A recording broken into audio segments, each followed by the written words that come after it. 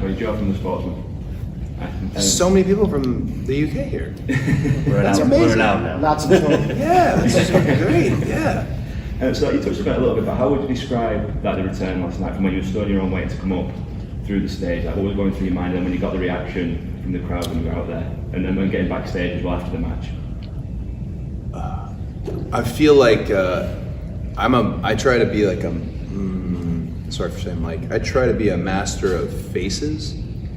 I think about, what will I do? Will I smile? Touch my tongue to my teeth? Will I smirk? Will I sneer? Will I drop my head? I think a lot about cameras, and I want to do this, want to do that. I had nothing. I honestly, and I got in the ring and I had nothing, because it was just real. I didn't need to indicate how I felt. It was just sincere. So I didn't know what the feeling would be, other than I had told so many of these guys kind of flanking me, it's so heavy. It's so heavy. And this happened so quick. It's been 40-something days. 40-something days ago, I was wrestling Sammy Guevara on a different show and having a great time and a very fun, great ladder match. And now, bam, whole world's kind of changed again, at least for me personally. So that was a good indication of how sincere everything was, because I just didn't have, I had to just really feel it and take it in. I've not watched it back, but I know there's a couple moments I'm thinking like, just stone-faced, like, just because it was so good to feel it, but definitely nothing but positive. There wasn't anything I kicked myself over in there. There wasn't a feeling that irked me. I wanted to jump into the crowd, but I know the rules are different and such, and then I thought, oh, I could still do it. Maybe I'll do it, and then we were moving along, but I hope I can do that at some point here soon, just because it's so good to see the fans and see them like that. It's supposed to make them have a good time. They're here for more than 2 days, really. It's got to be the best experience of their life. Every wrestling show should be that, or intend to be that. But yeah, the big indicator that I was in a whole nother place was the none of my faces. I don't think one of them happened. I was just like floored by it all. Everyone told me, oh, they're gonna love it, it's gonna be huge. You don't know that. And plus I had come off a situation where I was split. The crowd was split on me. So I was prepared for that, which would have been great. I loved the split, loved it, welcomed the split. But that wasn't a split, and I thought, thank you. And it was a feather in Seth's cap for making it that way for me. Nikki's still, you see Nikki stuck his hand way up.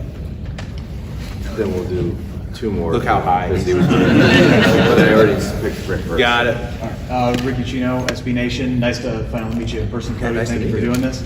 Want to talk about your opponent last night. A lot of people said that he would have been the perfect opponent for you at WrestleMania. This is a guy you may mention in an interview before that you were his first dark match. Yeah. To watch Seth Rollins grow from there to where he is last night, what do you think about his evolution and also the work that he did in this build-up to this match by himself? When he was cooking and smoking in San Jose, when he wrestled Randy, great match. Then he went out and cashed in. I was, as wrestlers, you're happy for each other, but also, it's the spot you wanted. Yeah. And some people get it sooner than later. And he was part of this crop of guys and girls that were Dusty's kids from NXT. Whew. I hated all of Dusty's kids. And I didn't, that was unfair. It was just jealousy. It was just a little bit of like bitterness in the soul. And what better revenge on earth is there than success? And he absolutely moved way ahead of me, way up the card. But to be able to share this, and you mentioned one of the hardest things to do in pro wrestling and sports entertainment is get to the show. That's to get to the show and keep people's imagination. That's how I define a pro wrestler. Your ability to capture their imagination from show to show. That's what a pro wrestler is to me.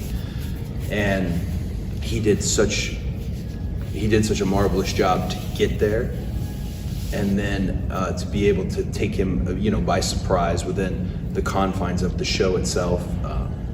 I feel like it couldn't have been anybody else.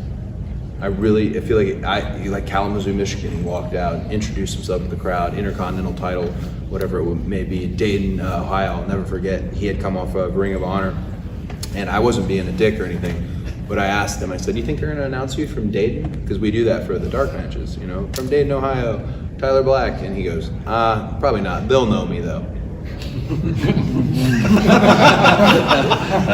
And then they did. It wasn't overwhelming, but as I was dashing Cody Rhodes at the time, so it wasn't overwhelming for me either in terms of receptions, but they did. There was a contingent of the ROH fandom. So he always had that confidence, and he always had that business acumen, and we're both fathers now, and just to see the level he's grown, he was ready long before others. That's a skill in itself. Some of us are slow learners, me being the number one example, but it really couldn't have been anybody but him. Really couldn't be anybody but him. I really look forward to, I don't think that will be the only one. I don't, but who knows?